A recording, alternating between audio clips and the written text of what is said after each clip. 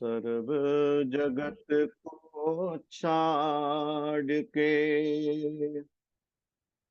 तुझ दर धूड़ रमाऊं। मंगत दीन दयाल प्रभु मत कित दर्शन पाऊं। सर्व जगत को छाड़ के तुध दर धूड़ रमाऊं। मंगत दीन दयाल प्रभु मत कित दर्शन पाऊं। नारायण रूप संगत के चरणों में दास का प्रणाम है। ग्रंथ श्री समता प्रकाश पृष्ठ संख्या 130, शीर्षक सत विश्वास यानी यकीन पाक। श्रवण करते हैं। जिसके मन विश्वास नहीं वो तो भूत शैतान, ना करनी की सूझ है ना कर सके नादान। सो ही दोजखी जानिए बेयकीना जोए। बादल वांग आकाश के बिन बरसे मिट जाए। सत विश्वास यानी कि ईश्वर विश्वास। गुरुदेव वचन के रूप में ग्रंथ श्री समता विलास में फरमाते हैं, आत्मविश्वास से हीन होकर न दुनिया की तरक्की कर सकता है न परमार्थ की, यानी सत्विचार और सत्पुरुषार्थ के बगैर किसी मार्ग में प्रभुता नहीं मिलती। जो खुदगर्जी के भाव में कोशिश करते हैं वे अपने असली अंजाम को प्राप्त नहीं हो सकते। इस वास्ते कुल दुनिया की प्रभुता सत आचरण से ही प्राप्त होती है। यह निश्चय करके हर वक्त सद्बुद्धि को धारण करना चाहिए। बड़ा स्पष्ट निर्णय शास्त्र का है कि आत्मविश्वास से हीन होकर न दुनिया की तरक्की कर सकता है न परमार्थ की, यानी सत विचार और सत्पुरुषार्थ के बगैर किसी मार्ग में प्रभुता नहीं मिलती। ये बात एक आम व्यक्ति को समझ नहीं आती। इसलिए हमने देखा कि हम परिवारी लोग ईश्वर की पूजा की, सत्संग की आवश्यकता की और सत्पुरुषों के महत्व की अनदेखी करते हैं। हर परिवार में जो गंभीरता नजर आती है, अपने लिए भी और अपने बच्चों के लिए भी एक ही मामले में गंभीरता नजर आती है कि उनकी शिक्षा अच्छी से अच्छी हो जानी चाहिए ताकि वे अपने पैरों पर खड़े हो जाएं और सही जीवन व्यतीत कर सकें। आम जीवन में ईश्वर पूजा, ईश्वर विश्वास, सत्पुरुषों का सत्संग, इनके प्रति गंभीरता नजर नहीं आती। कोई कोई व्यक्ति ही ऐसा नजर आता है जो इस मामले में गंभीर होता है। हम सब अपना भला चाहते हैं, लेकिन भला किसमें है इसमें दुविधा में है। बुद्धि का निर्णय ठीक नहीं है। यहाँ शास्त्र का बड़ा स्पष्ट निर्णय है, चाहे सांसारिक जीवन हो चाहे आध्यात्मिक जीवन, उसमें सफलता प्रभु विश्वास से, शास्त्र के ज्ञान से और उसके अमल से मिलेगी। हम लोग समाज में ऐसे बहुत लोगों को देखते हैं जो पूरी तरह नास्तिक हैं। कोई ईश्वर को मानता भी है तो बड़े ऊपरी ढंग से, कहीं माथा टेक दिया, कहीं कोई कार्यक्रम अध्यात्म इत्यादि का अटेंड कर लिया, अर्थात ये दर्शन भेंट तक ही अध्यात्म नजर आता है। जीवन में सत्पुरुषों के ज्ञान को अमल में लाना है, ये बड़ा कम देखने को मिलता है। हम जो जीवन की सफलता समझते हैं और सत्पुरुष जिस जीवन की सफलता की बात कर रहे हैं, इसमें एक मूलभूत अंतर है। हमारे जीवन की सफलता ये बाहरी चीजें हैं, जैसे अच्छा मकान हो गया, अच्छा साजो सामान हो गया, अच्छी नौकरी या अच्छा व्यापार हो गया, और अच्छे अच्छे हमारे संबंध हो गए। ये सब बाहर का चक्र जिसको महाराज जी चकाचौंध कहते हैं, इसको देखकर हम जीवन की सफलता कहते हैं। परंतु यही चकाचौंध मनुष्य को अंधा बना देती है। जैसे जैसे व्यक्ति के जीवन में, समाज के जीवन में या देश के जीवन में जहां जहां ये चकाचौंध दिन दूनी रात चौगुनी गति से बढ़ती है, वो समाज, वो व्यक्ति, वो देश तबाह हो जाता है। उसको बचा नहीं सकते।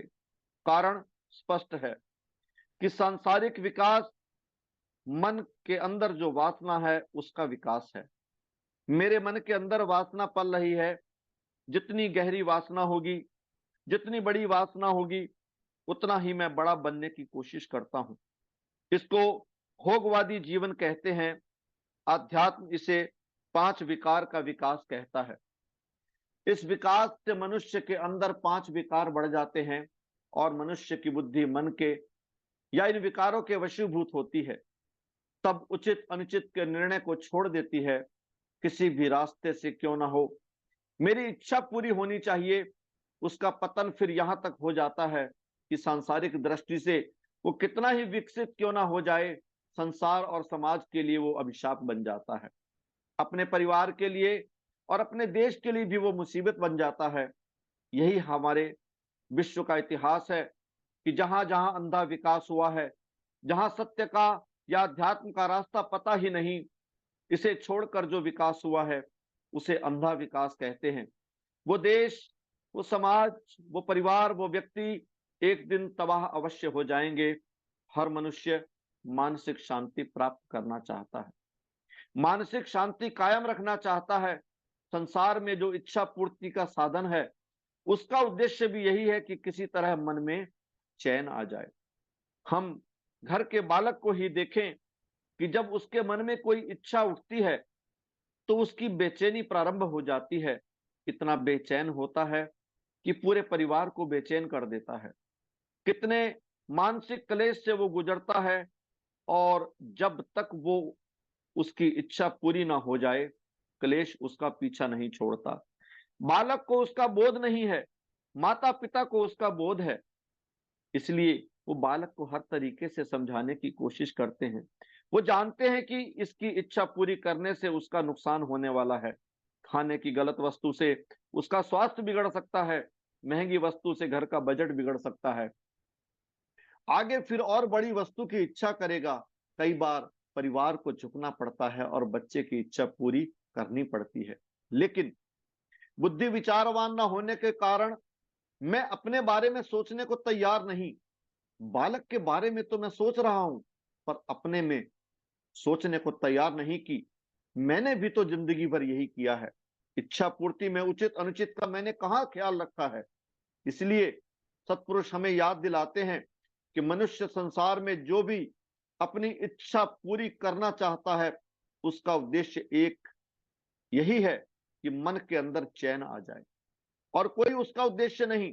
क्योंकि जब भी हमारी कोई इच्छा पूरी होती है तो उस इच्छा को लेकर जो भी बेचैनी मन में होती है, और वो बेचैनी जब खत्म होती है, उस स्थिति का नाम चैन करके हम जानते हैं, सुख करके जानते हैं।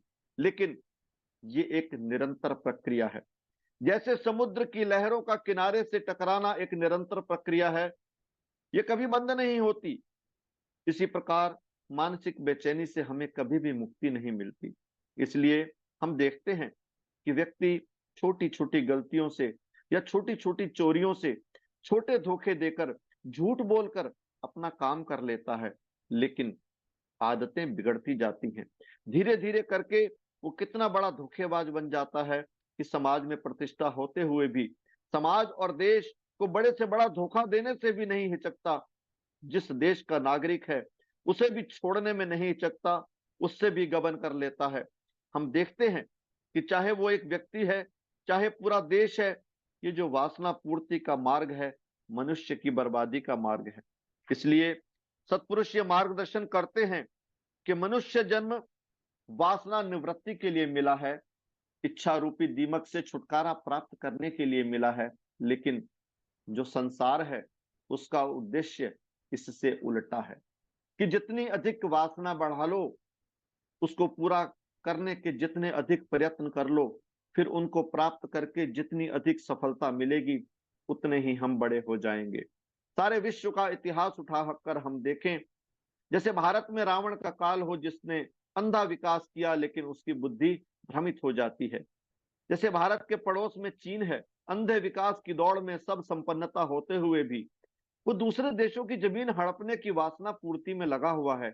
और तुलना करे भारत से, भारत का मार्गदर्शन महात्मा गांधी जैसे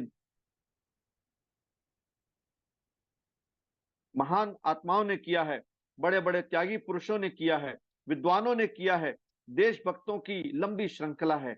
लेकिन भारत की स्थिति आज कहां है, विश्व में उसका सम्मान कहां है? विचार करके देखें, भारत में यह स्थिति क्यों है? क्योंकि भारत में आज भी ऋषियों का महत्व है।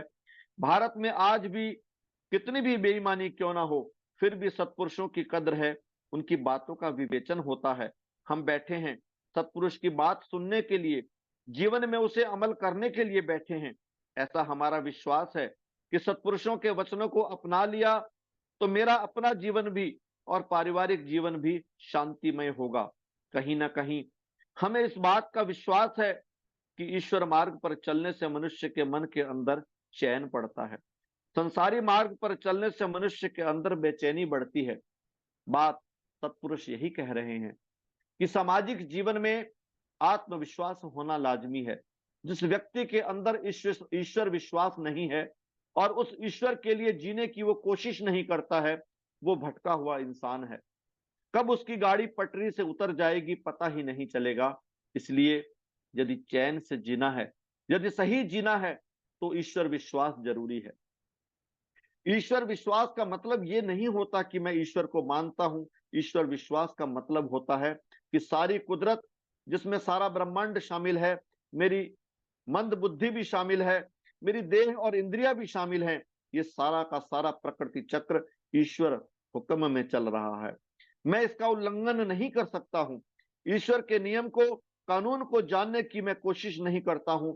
ईश्वर का कानून हम बार बार पढ़ते भी हैं, सुनते भी हैं कि जैसा हम करेंगे उसका फल हमें निश्चित ही भोगना पड़ेगा। इस देह की मृत्यु भी हो जाए तब भी वो कर्म फल हमें भोगना ही होगा और देह के संग रहकर ही भोगना होगा। इसलिए ये कुदरत का कानून है कि जीव बिना देह के एक पल भी नहीं रहता। इस देह के नष्ट होते ही वासना अनुसार नई देह तुरंत ही इसी कानून के अनुसार मिल जाती है। खाली देह ही प्रदान नहीं की जाती, जिन कर्मों का फल उसने नहीं भोगा है और जो कर्म इस जन्म में किए हैं, वो कर्मों का फल उसे नए शरीर में भोगना ही होगा। भोग तो रहा है वो शरीर के द्वारा, लेकिन शरीर नहीं भोग रहा है। शरीर दुखी नहीं हो रहा है, दुखी मैं हो रहा हूं। मेरा शरीर रोगी हो गया, दुखी मैं होऊंगा। तो अपने आप को शरीर समझकर मैंने कर्म किए, मैंने अपने आप को जीव नहीं समझा। सत्पुरुषों के वचनों का, शास्त्रों के उपदेशों का मनन किया होता तो समझता इस बात को कि मैं जीव हूं, इस देह का मालिक हूं, इस देह में निवास कर रहा हूं और इस देह को जीवित मैं नहीं रखे हुए हूं। इस देह को जीवित वही ईश्वर रखे हुए हैं जिनकी आज्ञा में सारी सृष्टि कानून के अंतर्गत कार्य कर रही है। पूरी प्रकृति ईश्वर के कानून का उल्लंघन नहीं कर सकती, ईश्वर से बंधी हुई है। वास्तव में मैं भी ईश्वर के कानून से बंधा हुआ हूं, लेकिन भूला हुआ हूं। समझ रहा हूं कि आजाद पंछी हूं, जैसे चाहूं उड़ सकता हूं, जैसा चाहे जीवन जी सकता हूं। यही मेरी गलती है। जिसके अंदर ईश्वर विश्वास नहीं है, वो ऐसी भयंकर गलतियां करता है कि पछताने के अलावा कुछ बचता नहीं। जीवन भर शारीरिक बेचैनी लेकर जीता हूं और मानसिक बेचैनी लेकर ही देह का त्याग कर देता हूं। जब ईश्वर विश्वास नहीं है, कुदरत के कानून का पता नहीं है, मैं मनमाने कानून बना लेता हूं। मनमाने मेरे बुद्धि के निर्णय होते हैं और देह के द्वारा गलत कर्म करने में लग जाता हूं, जिसका फल मुझको नई देह में भोगना ही पड़ता है। इसलिए महाराज जी से किसी ने प्रश्न किया कि कई बार ऐसा देखने में आता है कि व्यक्ति बड़ा बेईमान है, बड़ा धोखेबाज है, लेकिन उसके पास संपत्ति बहुत है, बड़े सुख के साधन हैं। महाराज जी कहते हैं, प्रेमी, ये जो उसको सुख संपत्ति मिली है, वो उसको उसके पूर्व कर्मों के कारण मिली है।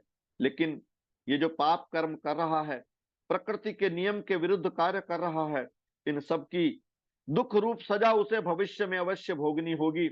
इससे वो बच नहीं सकता। इसलिए आंख से देखकर हम गलत फहमी में पड़ जाते हैं और उसे सही भी ठहराते हैं कि देखो कितना बेईमान है, कितनी माया कमा ली है इसने, लेकिन उसका भविष्य नहीं देख पाते कि इन सब की जब वो सजा भोगेगा तो क्या हालत होगी उसकी। इसलिए बाहर की चीजें देखकर हम उस ईश्वर के कानून को भुला देते हैं। सत्संग का, स्वाध्याय का और जीवन में गुरु धारण करने का यही लाभ है कि वो बार बार हमें इस कुदरत के कानून की याद दिलाते हैं। महाराज जी कहते हैं कि प्रेमी, पूरी प्रकृति को देखो, यहाँ सूर्य, चंद्रमा, धरती, पवन, पानी, पेड़ सब निष्काम सेवा कर रहे हैं, परंतु मनुष्य ऐसा स्वार्थी जीव है कि अपने स्वार्थ के लिए जीता है, निष्काम सेवा के लिए नहीं। पूरी कुदरत निष्काम सेवा का उपदेश दे रही है, लेकिन मैं लोगों की नकल करके वासना के चक्र में पड़कर स्वार्थी हो जाता हूं और कुदरत के इस कानून को भुला बैठता हूं, ईश्वर के इस मार्गदर्शन को भुला बैठता हूं। महाराज जी कहते थे कि प्रेमी, कोई भी सत्पुरुष जो संसार में आया है, चाहे वो गरीबी में पला, चाहे अमीरी में, उन्हीं से उनके शिष्य प्रेरणा लेते हैं, उन्हीं को आदर्श मानते हैं। विचार की बात है कि नाशवान शरीर की मृत्यु के पश्चात भी दुनिया उसी को याद करती है जिनके अंदर ईश्वर विश्वास था, जिसने ईश्वर में निष्काम सेवा की, जिसने जीवन में निष्काम सेवा की। उसने अपने को सुखी होने के लिए नहीं की।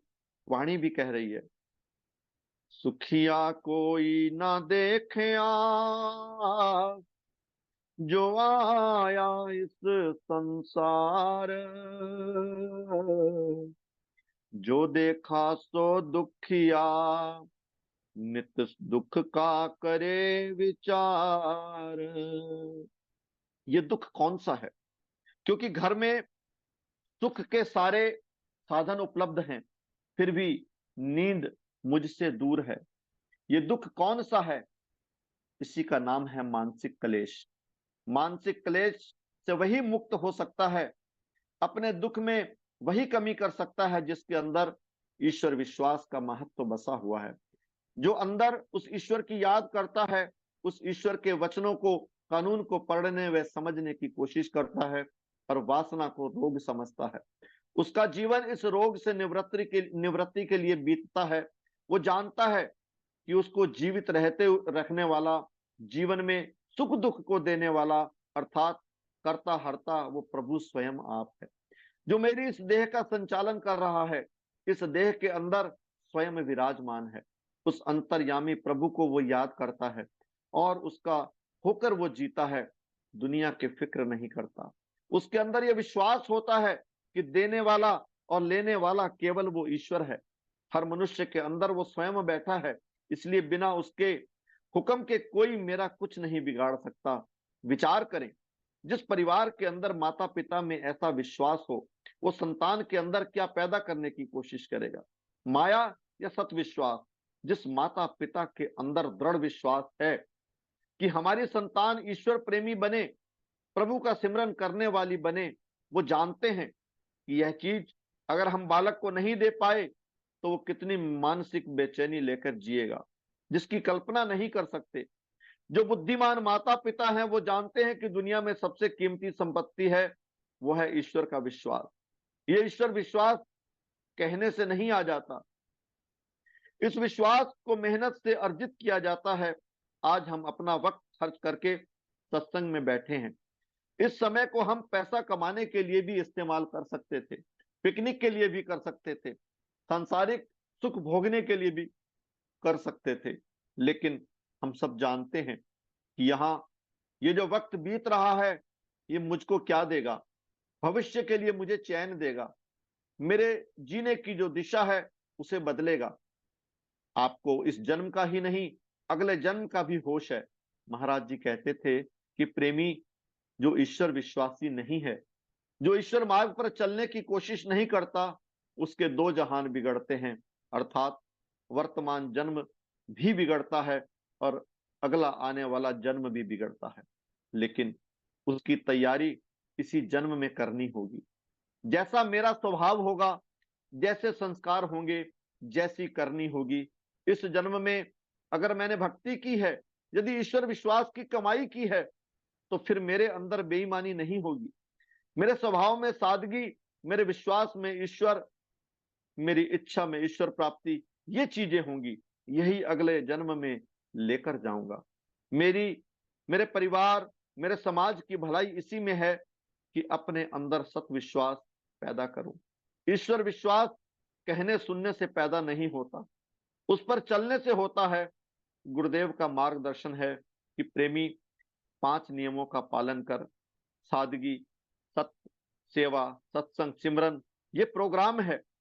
दैनिक जीवन इसी के आधार पर जी, तब तेरे जीवन में ईश्वर विश्वास स्वाभाविक रूप से आएगा। ऐसा स्वभाव ही बन जाएगा, और जिसका स्वभाव ईश्वर विश्वास का बन जाएगा, उसे हर वक्त ईश्वर की ही याद आएगी। कोई चाहे तो उससे बेईमानी नहीं कर सकता। उसका वर्तमान जीवन भी सफल होगा, अगला जीवन भी सफल होगा। गुरुदेव आगे फरमाते हैं, बे यकीना होए के दीन दुनी दोए हार, ना दुनिया का सुख मिला, ना अगला राह सवार, संशय में ही चल गई सारी औध अनजान, आज कल भरवास में प्यासा चला न मान, हुज्जतबाजी मन धरे और घमंड अपार, ना किसी की सीख ले, ना मन सीख विचार। ईश्वर मार्ग पर चलते हुए बहुत बड़ी बाधा मेरा अहंकार, मेरा मैं।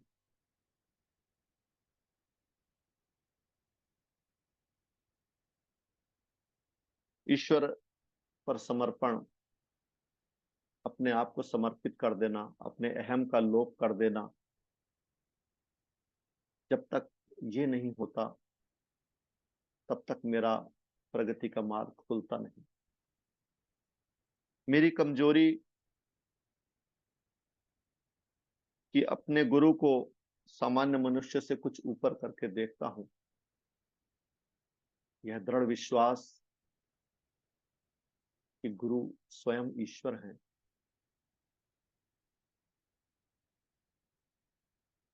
ये जब तक नहीं होता तब तक मैं प्रगति नहीं कर सकता। अगर मैं ईश्वर को भूलता हूं,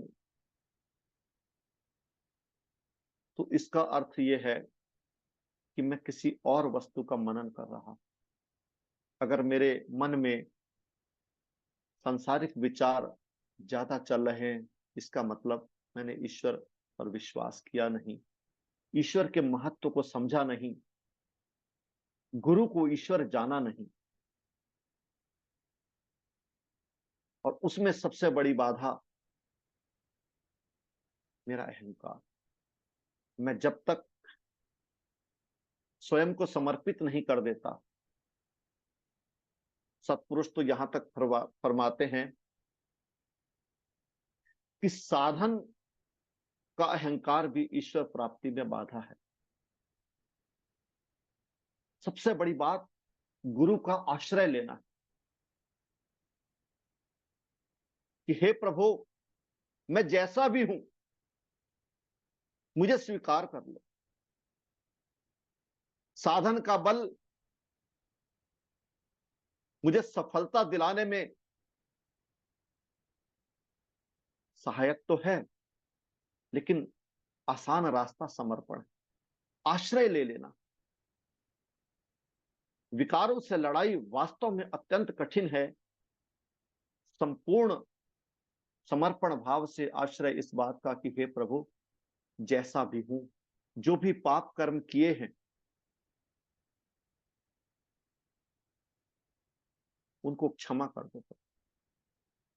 लेकिन ये वचन देता हूं कि अब से ऐसा नहीं करूंगा, कोई गलत काम नहीं करूंगा। अब लो नसानी, अब ना नसे हो। बहुत हुआ। अगर मैं अपने अंदर झांक कर देखूं तो ऐसे हजारों दोष, ऐसे हजारों पाप मैंने किए हैं जिसकी सजा अगर मुझे मिले तो मैं सोचकर कांप जाता हूं कि हे प्रभु, कि अब तक तो बहुत हुआ, बहुत पाप कर्म किए, बहुत गलत दिशा में रहा, लेकिन अब एकमात्र आपका आश्रय है। हे गुरुदेव, आपके नाम रूपी नाव में बैठकर ही मैं इस भवसागर से पार उतर सकता हूं। तैर कर जाना साधन बल है। तैर कर जाने का अर्थ है कि 5 विकार रूपी अजगर, 5 विकार रूपी मगरमच्छ जल में मुझे छोड़ेंगे नहीं, पूरा निगल जाएंगे। तो मैं आश्रय क्यों ना गुरुदेव के चरणों का लूं। अगर मैं ये सोचता हूं कि मैं पहले 4 नियम कर लूं, उसके पश्चात मैं सिमरन की ओर आगे बढ़ूंगा, तो ये भी मेरा अज्ञान है। सबसे बड़ा नाम बल ईश्वर का, कलिकाल में तो इसका महत्व है ही। संतों ने बार बार कहा है कि बिना नाम सिमरन के, ईश्वर का नाम के सिमरन किए बगैर तो सत्संग की बात भी समझ नहीं आती, बुद्धि में प्रकाश नहीं होता। तो मेरा निश्चय इस बात में हो कि गुरुद्वारा प्रदत्त साधन को अपनाकर, उस पर समर्पित होकर, नाम का आसरा लेकर, ये जो मैं जानता हूं कि ये काम गलत है, उन गलत कामों से बचने का प्रयास करूं। बड़ा सरल सा मार्ग है नाम सिमरन। जिन कर्मों का मुझे स्वयं में पता है कि यह कर्म खोटे कर्म हैं, गलत कर्म हैं, मैं उनसे बचने का प्रयास करूं। और ये मेरा दृढ़ निश्चय हो कि मुझे स्वार्थी जीवन नहीं जीना है, मैं पर उपकारी स्वभाव वाला बनने का प्रयास करूं। ईश्वर पर मेरा दृढ़ विश्वास हो कि पितुमातु सहायक स्वामी सखा, तुम ही एक नाथ हमारे हो। मेरा सर्वस्व हे प्रभु आप ही हो। परिवारजनों को ईश्वर का अंश मानकर उनकी मैं सेवा करने वाला बनूं। गुरुदेव तो फरमाते हैं कि अंतर्गत सिमरन करूं, निरंतर धरूं ध्यान, घट घट में दर्शन करूं, आदि पुरख भगवान। हर जीव के अंदर मैं ईश्वर के दर्शन करने की योग्यता हासिल करूं। सब कुछ ब्रह्म ही है, ये उच्चतम अवस्था है।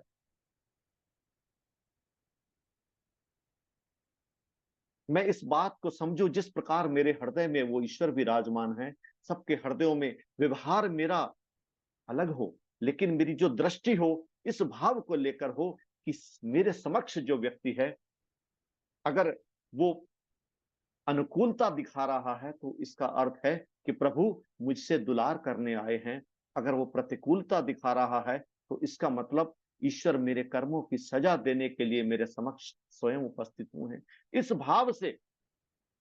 इस भाव से जब मैं जीवन जीता हूं कि मेरे जीवन में आने वाले सुख और दुख मेरे ही किए हुए कर्मों का फल है, काहू न को सुख दुख कर दाता,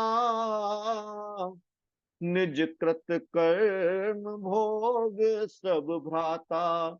ये एक ऐसा दोहा है, एक ऐसी पंक्ति है जो मुझे आनंदित करने के लिए पर्याप्त है। अगर मैं इसको जीवन में अपना लूं, इस पर मेरा दृढ़ निश्चय हो जाए कि जीवन में आने वाली सारी कठिनाइयां, सारे सुख और दुख मेरे ही किए हुए कर्म हैं। ईश्वर विश्वास यानी कि ईश्वर के बनाए हुए कानून पर विश्वास, ईश्वर के बनाए हुए नियमों पर दृढ़ विश्वास करने का अर्थ है मैं ईश्वर का विश्वासी हूं। और प्रेमियों, आप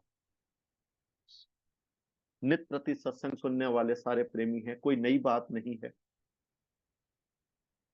सिर्फ इतना कि आश्रय गुरुदेव का